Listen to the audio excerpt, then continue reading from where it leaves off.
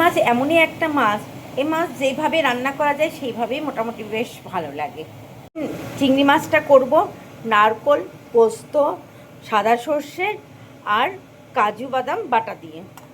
এর জন্য আমি 500 গ্রাম চিংড়ি মাছ ভেতরের নোংরা বের করে পরিষ্কার করে ধুয়ে রেখে দিয়েছি।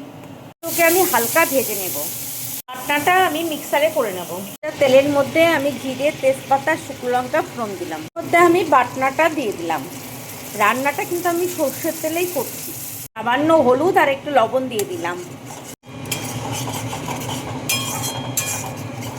বাটি ধোয়া জলটা দিয়ে দিলাম। ব্যালেন্সের জন্য একটু চিনি দিয়ে দিলাম। এবার চিংড়ি মাছগুলো দিয়ে দেব, জল দিয়ে দেব, ফুটেছে একটু চাপা দিয়ে দেব। হয়ে গেছে, এবার সামান্য ঘি দিয়ে নামিয়ে দেব। এই হয়ে গেল আমার চিংড়ি মাছের তরকারি। কিন্তু এর কী নাম দেব আপনারাই বলে দেবেন।